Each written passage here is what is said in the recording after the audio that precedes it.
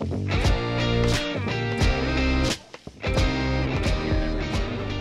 to the improved Rutgers Searchlight preview football show. I'm Jeffrey Jen with TJ Holmes, and we've spiced the show up a little bit, so if you want to, later on, there will be more than just a helmet and football you're staring at. Probably a ticker and some video clips, TJ? Yep. Okay. Having said that, we'll just dive right in. The big schools, well, they're playing out the areas, so our game of the week is Wasp, Plumas, and Anderson. Okay, not exactly a thriller matchup, but Anderson, they are under our first-year coach, Tim Patterson. They won last week 21-12 over Oroville. What do you think that they are looking like right now, heading into the third game of the season? Well, last week, the Cubs scored in all three aspects of the game. They got a rushing touchdown, they got a pick six, they got a special teams touchdown on a kick return. So it's looking like, the pieces are starting to fall in. Yeah, it was against a very, very down Oroville team. But it's starting to seem like, that's what these preseason games are for, is to kind of get everything ready. But this Anderson team, let me remind you, that had over 400 total yards of offense, or, against Enterprise in the first week of the season to start. So, they're capable of some big plays. And I think against an LP team that they have absolutely owned in the past 5 meetings, and especially in the past 3, that this could really, it could either get ugly, or it could be a good chance for everyone to get on the field, everyone to see right where they're at. A good early preseason game for them. Anderson definitely should win this game, and they need to win this game if they entertain any playoff hopes. They'll be 2-1 after LP, but then comes some really difficult games like Foothill and the NAL foes. So they definitely need to lock up these games and then see where they're at. Certainly their offense is a lot better than I thought it would be at this point, and we'll see whether that continues for another week. Okay, moving on. You'll be at that game while I am headed over to Cottonwood, the pasture. McKinleyville Panthers, 2-0, will invade West Valley's pasture. We said West Valley 1-2, but like you said, they look at the game they played. McKinleyville, they beat Cloverdale 35-6, and then they edged Fort Bragg 22-21. Last year they were 3-7-1. So even though they have the better record, you kind of think that West Valley has the advantage, especially playing at home. And I'm sure they want to get the bitter taste of last week's loss to Enterprise out of their mouth. Last year, West Valley was a pretty good team in bouncing back. So exactly.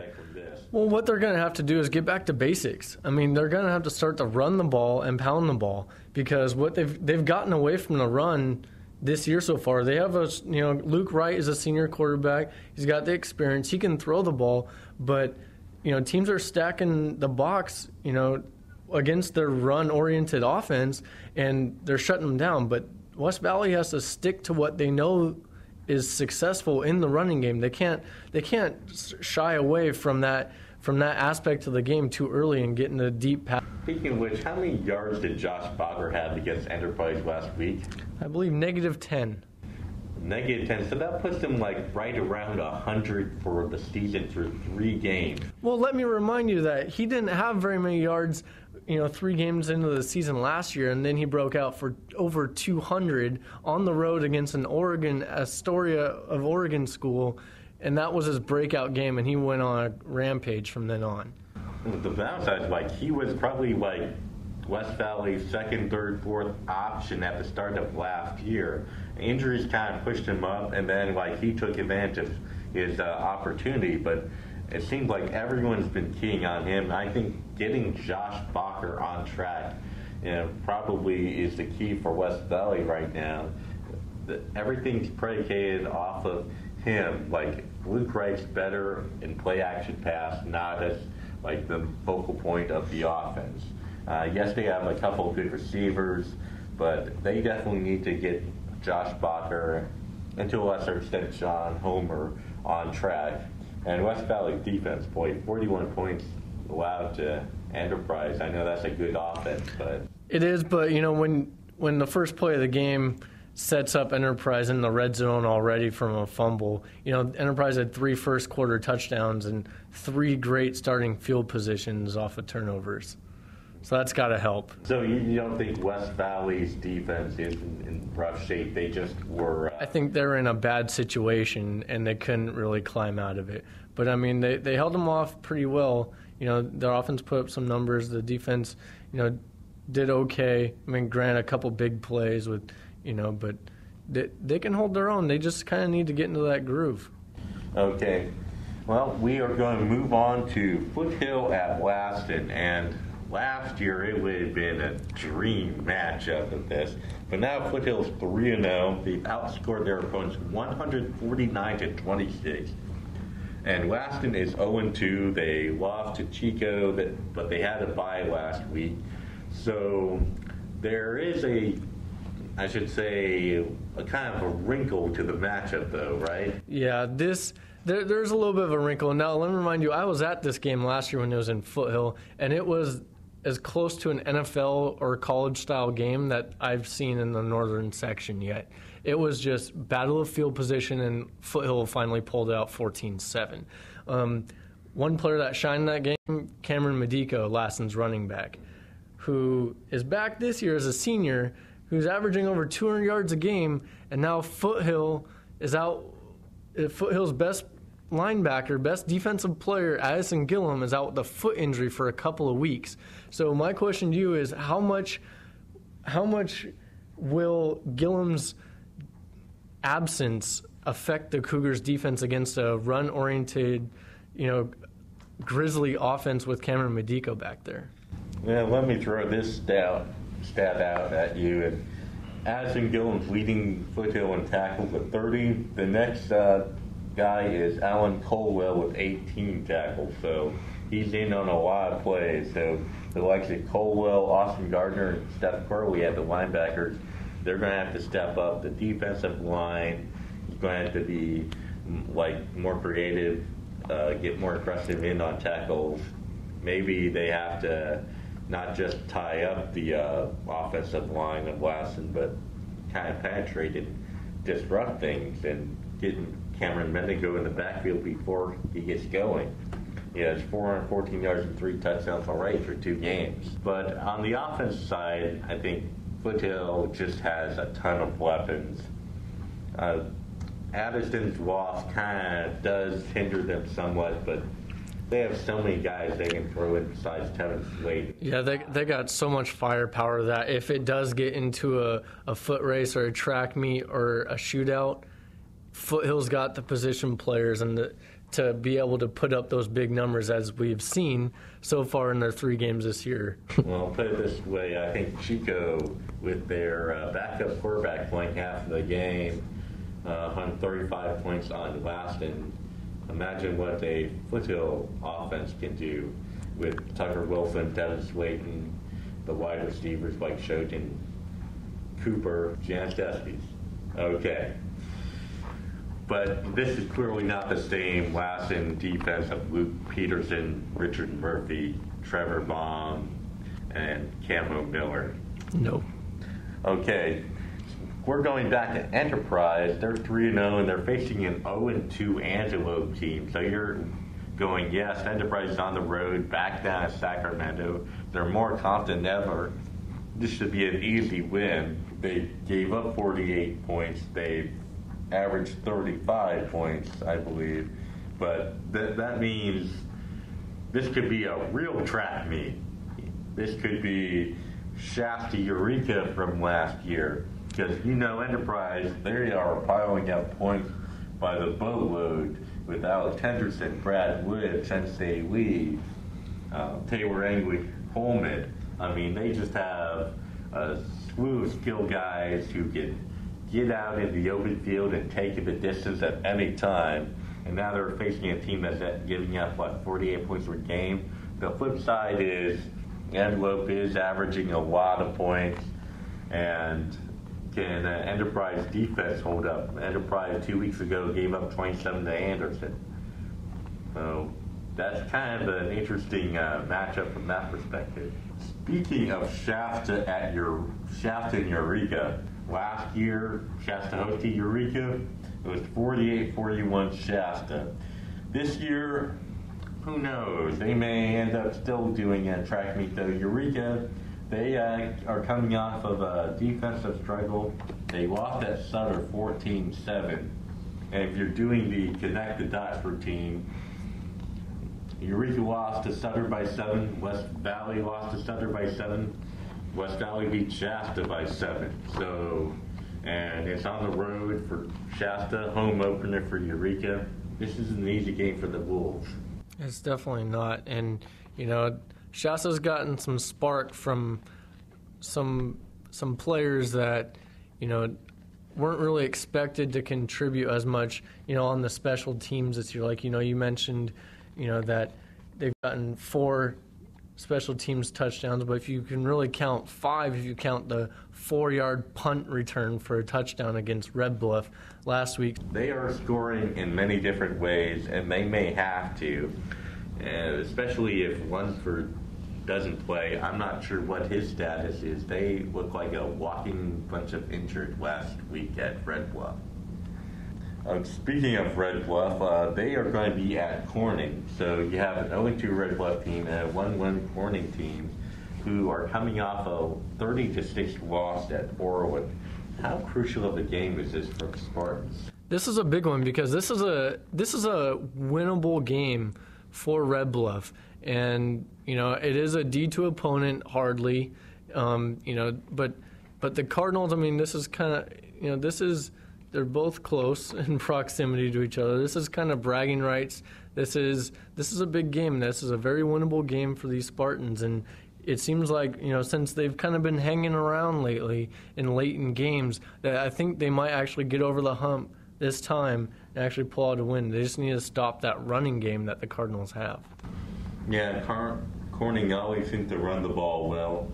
In talking with Miller last week, I mentioned the D1 playoff scenario. You have Foothill, Paradise, and Enterprise all looking good. Then you would say West Valley and Shasta would be in the next year. But that's 5 teams, and there are 6 playoff spots.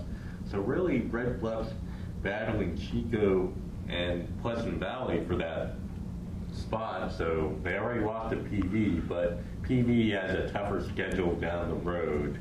They're hosting Paradise today on Friday, so that's not going to be an easy game. So if Red Bluff can get on a roll, start winning games, they do have the Foothill on the schedule. They do have West Valley, but outside of Foothill, they may have a shot at the rest of the games. Yeah, I mean, especially in a very weak EAL South, at least with Oroville and LP. I mean, Lassen's going to be tough, and Paradise is just going to be, an uphill battle the entire time. But they're going to have to try and scrape out these wins when they can, so that way, when it comes time for playoff points and playoff seeding, that they'll have a little bit better of a chance, and they won't have to be put in those situations where every single game is a must-win. But this is a big one. Yeah, definitely. If they get a win here, they still play Chico and West Valley and other D1 schools that can help improve their standings. And Lassen, as we alluded to, they don't look quite as invincible as last year. Okay, we're going to move on to probably the blow of the week, perhaps. We got Central Valley 2-0 at Oroville 0-2. I guess the only thing we can say about this is, what's the over-under about the point differential of this game? Well, I don't want to get into the betting from high school sports. I don't even want to open that door. But let's just say a lot and a lot more, and then add some more on top of that. Because CV is averaging 348 rushing yards per game, 3rd in the section right now, and now they go up against an Oroville team who's lost 18 straight. I think I've lost count at that point, but yeah. It's going to be a long night. It's going to be a long night for the Tigers. Yeah, it will be tough. Harrison Stadium is a nice venue, though. They have that going for them. And that's about all that they have going for them. I'm sure the Falcons are going to take in the scenery by the 3rd, 4th quarter, or in what should be a convincing win. If it's still close at second half, Matt Hunsaker probably is going to be delivering some serious hard practices in the next few days. Well, what you might see in this game is sophomore quarterback Tim Naylor actually air the ball out a little bit to kind of get some throws under his belt. So later on in the season, if put in those passing down situations, he's going to feel a little more comfortable and his nerves are going to be a little bit more calm. That way, he'll have some experience there. He'll be able to make those plays, come playoff time, because when playoffs come around, they're going to have to throw the ball. They're not going to be able to just run over everyone. So that's kind of my key. Looks like a guy who could perfectly be able to do that, especially at the D2 level. Yes, but my key to this game is maybe seeing if Naylor is going to air it out a little bit just to kind of get some throws under his belt since he is a sophomore.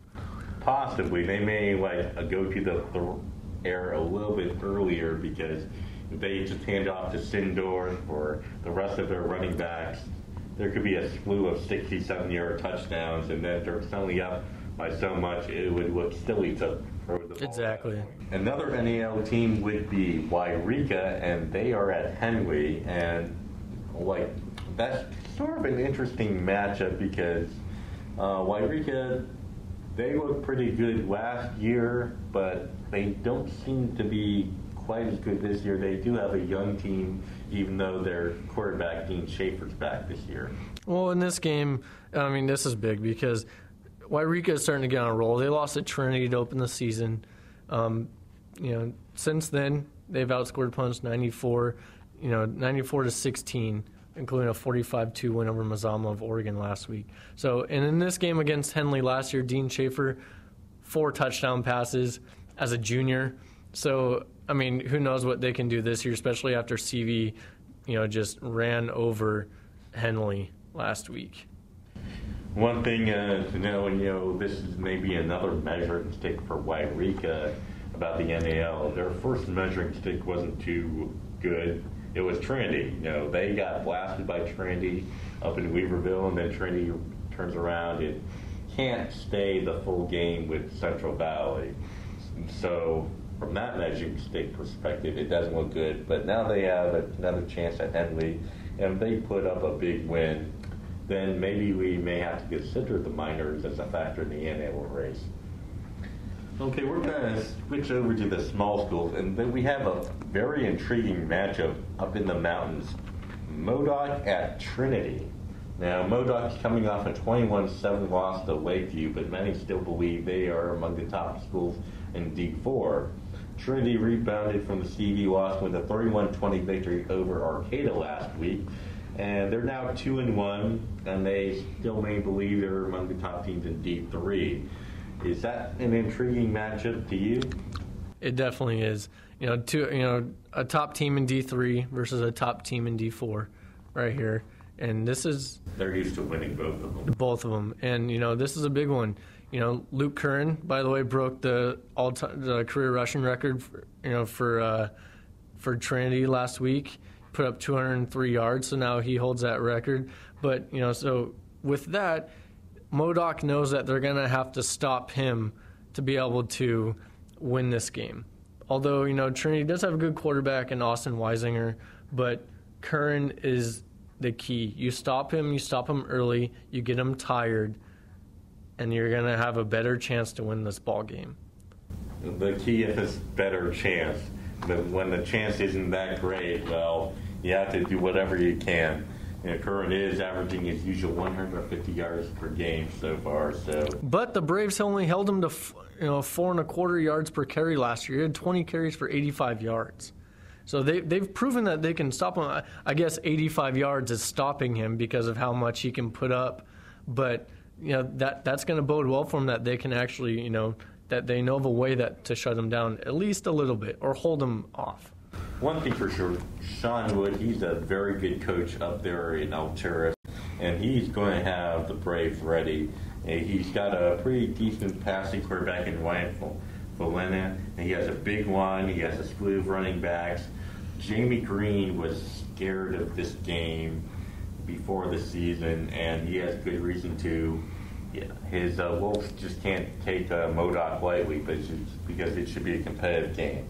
Okay, now we're going to go on to Quincy at Fall River. And Fall River, a lot of people were high on them early, but then they lost to Chester 36-6. So now everyone's high on Chester. Quincy, a lot of people were high on early, but they opened with a 19-0 loss to Chester. So I guess it's kind of a prove-it game. The Bulldogs, they are facing a larger school, even though it is almost the same division. But boy, if Fall River wants to show they are back after a one-down year, they need to have a good showing here. They really do, and this game is big because if they can get a leg up on Quincy just from this game, that's going to be a big difference maker come 5, 6, 7 weeks from now when playoff points are starting to come out and teams are starting to fight for positions. Fall River's got a rough 3-game stretch with this with this match starting here. They have Quincy, then they have Maxwell, and then they have Modoc. None of those games are going to be easy. So if they can come out of this with a 2-1 record out of those 3 games, then they have a good shot of throwing that down year last year away and being able to look forward to a successful season this year. But if they come out of that 1-2, 0-3, they're not going to have any luck towards the end of the season. They are the Cascade League, outside of Modoc and possibly Etna, I can't see anyone else really giving them much trouble in the latter part of the season. But you're right. These next 3 games are crucial for Fall River's season, so we'll see what the Bulldogs are made of. Speaking of Chester, they are at Fernie, and I feel bad for the Raiders. Yeah, their season's not going to be able to turn around after this. Like we already just talked about, Chester's put up 2 big wins against Fall River and Quincy. I don't think there's really much we can really say about this game other than that. Hopefully the Raiders can keep this a little bit respectable. As 2 mountain teams playing against each other, but I think Chester rolls in this one. I think Jamie Green of Trinity said that don't sleep on Chester. They don't have a lot of players, but all their skill guys are back, and right now the Volcanoes are proving it. They may look like the team to beat at D4. Okay, we are just going to quickly go through 8-man football before wrapping things up. We have an interesting matchup. Hayfork, it has a bye this week, but Dunsmuir, the other team that in the area that looks pretty good in 8-man, they host Champion Christian in a battle of 2-0 teams. The Tigers, they could make a statement here. Yeah, well, they're already known to be one of the top 2, maybe, top 2 or top 3 teams in 8-man football. But this is a big one. Champion Christian, they didn't play very well against Reading Christian last week. They only had, I believe, 11 guys suited up, and it was just I was down in that game in Chico, and it was turnovers left and right. They pulled out a late touchdown in the 4th quarter to win 28-24. A very low-scoring game for 8-man football, and Dunsmuir doesn't put up, they put up ginormous numbers. They're going to be scoring in the 50s. 40 and 50 a game. So. They're going to be in the 50s.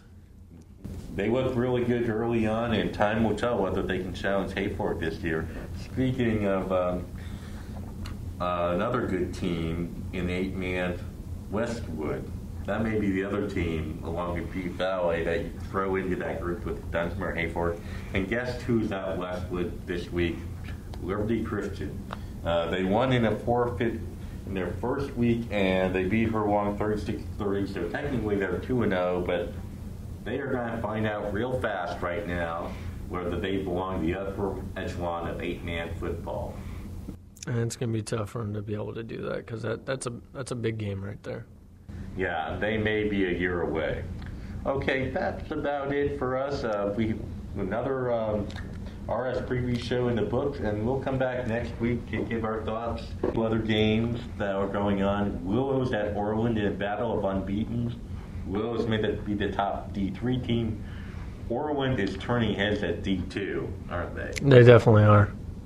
And then we win host Lincoln. Sutter's at Marysville in another out of the section contest.